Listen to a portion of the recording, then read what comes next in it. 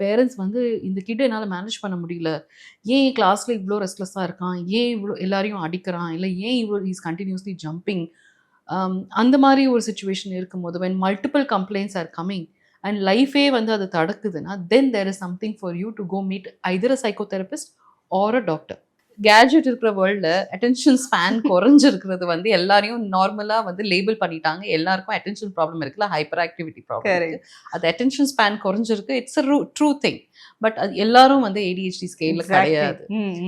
ஏடிஹெச்டின்னு diagnose பண்ணுறதுக்குன்னு சில நீங்கள் சொன்ன மாதிரி அசஸ்மெண்ட் ஸ்கேல்ஸ் இருக்குது, விச் ஈவன் அ சைக்கோதெரபிஸ்ட்டும் அதே தான் யூஸ் பண்ணுவாங்க. ஈவன் டாக்டர் ஸ்பெஷாலிட்டி எந்த ஸ்பெஷாலிட்டியாக இருந்தாலும் அவங்க வந்து வேண்டபிள்ட்னு சொல்லிட்டு சில்ட்ரனுக்கு ஒரு அசஸ்மெண்ட் ஸ்கேல் இருக்குது. ஸோ அந்த அசஸ்மெண்ட் ஸ்கேலில் அவங்களோட ஒரு ஆக்டிவிட்டி, மென்டல் ஃபிசிக்கல் ஆக்டிவிட்டீஸை வந்து நாங்கள் ஸ்கோர் பண்ணி அந்த ஸ்கோரை பொறுத்து தான் அந்த டயக்னோசிஸை கொடுக்குறோம்.